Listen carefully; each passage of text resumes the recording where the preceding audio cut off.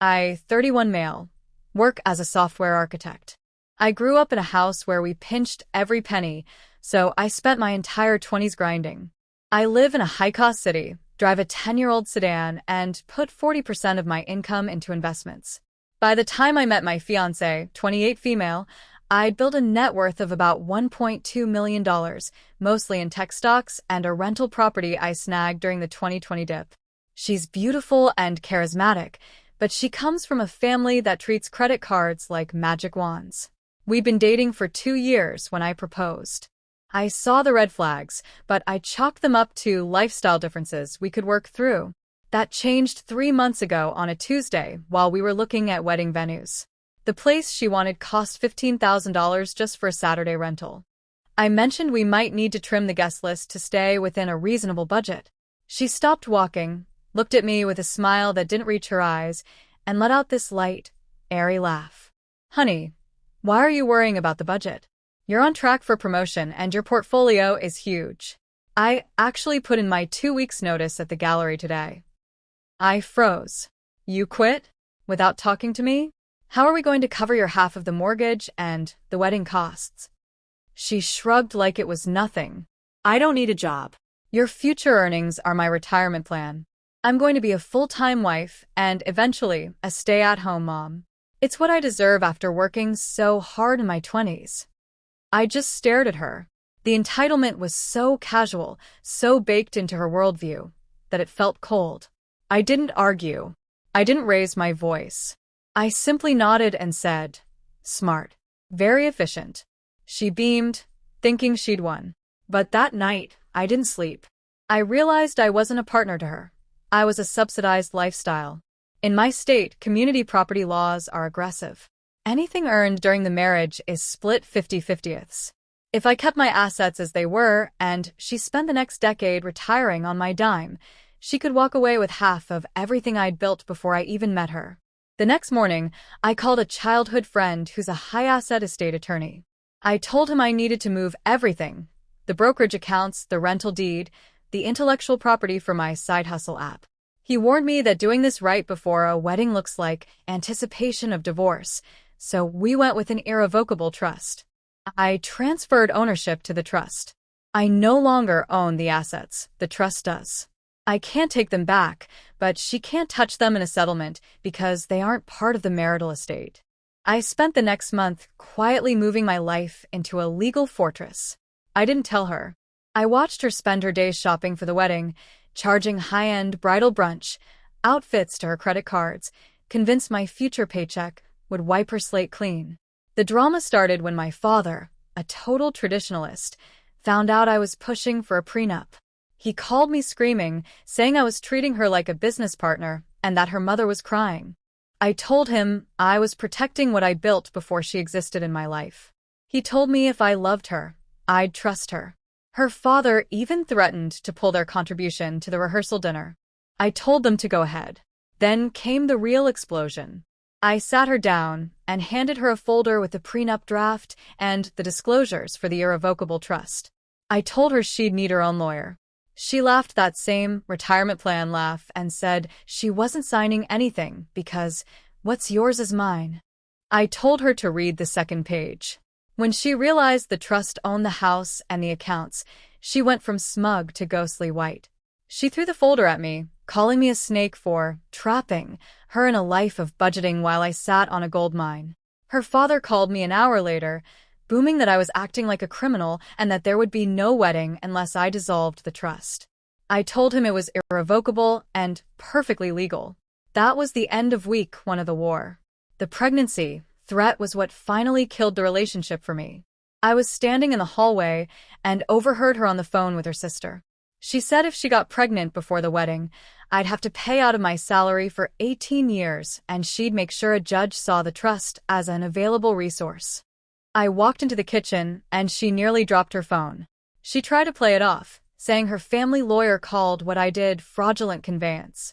I reminded her it's only fraudulent if I'm dodging a debt I already owe, and I don't owe her anything.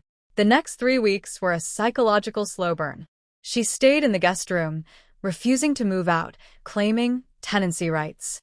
Her mother started a smear campaign on social media about financial abuse. My own mother called me sobbing, begging me to just give her a stake in the house to stop the gossip. I asked her if I should pay a $500,000 ransom to avoid some rumors. The answer was no. Then she insisted on a mediation meeting at her lawyer's office. Her lawyer pushed a document toward me saying she'd overlook my accounting if I made her a primary trustee with veto power and signed a post-nup guaranteeing her $15,000 a month if we split. And if I don't? I asked. She told me she'd sue me for the broken promise of marriage, and tell everyone I'm a financial predator. I walked out. That night, I found her drinking my expensive scotch in the living room. She told me the lawyer said I'd be back because I'd already spent $40,000 on wedding deposits and I was too cheap to lose that money. I didn't say a word. I went to my office and pulled up the security footage from a hidden camera I'd installed after noticing some files had been moved. In the video, she was on speakerphone with her mother. She admitted she didn't even like me that much anymore, called me boring, and detailed her plan to drain the trust slowly and then file for divorce in 2 years. Her mother even told her to get the pregnancy test ready in case I balked at signing the papers. She laughed and said she'd bought a positive one online. On Friday morning, she came into the kitchen in a silk robe, holding a plastic stick with 2 blue lines. She gave me this whole for the sake of the baby speech.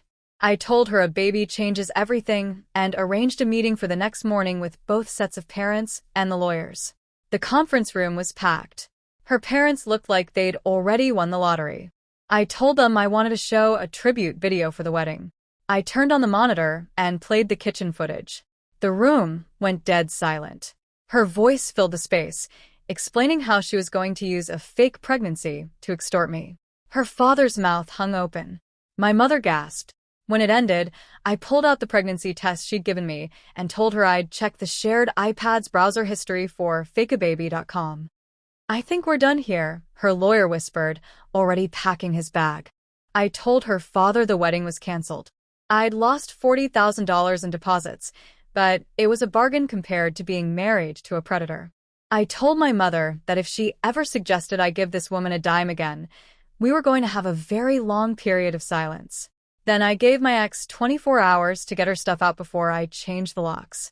She tried to scream about residency rights, but I told her if she even breathed toward a courtroom, I'd make that video public record in a countersuit for attempted extortion.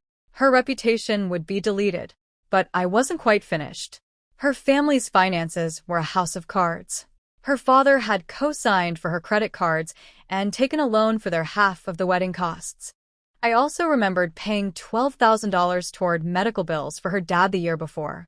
I'd looked into it. They were actually for her mother's designer handbag habit. Since there was no gift agreement, my lawyer characterized it as a personal loan. I sent him a demand for repayment in full, or I'd put a lien on his vacation property. When she showed up with a U-Haul the next day, I was on the porch. She told me I'd ruined her life. I told her she'd provided the blueprint. As she drove away, her phone rang. It was her father. I'd reported his construction business to the city inspector for the safety violations he'd bragged to me about months ago. The city had just shut down his biggest job site. The retirement plan was officially bankrupt. The fallout was fast. Her bridesmaids turned on her when they realized why the wedding was off. Her mother's rants on social media backfired, making everyone realize something was seriously wrong. Her father's company couldn't recover from the fines and had to file for Chapter 7 liquidation. They had to sell their house and move into a tiny rental. My ex, the woman who didn't need a job, is now working behind a perfume counter at a department store.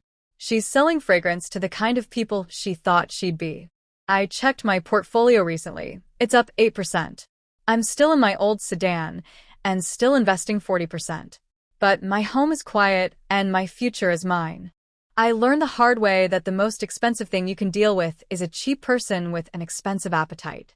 If you enjoyed watching a retirement plan go into forced liquidation, make sure to subscribe. I promise my stories are more authentic than a store-bought pregnancy test. Give me a follow if you want more cases where the only thing getting taken to the cleaners is the villain's ego.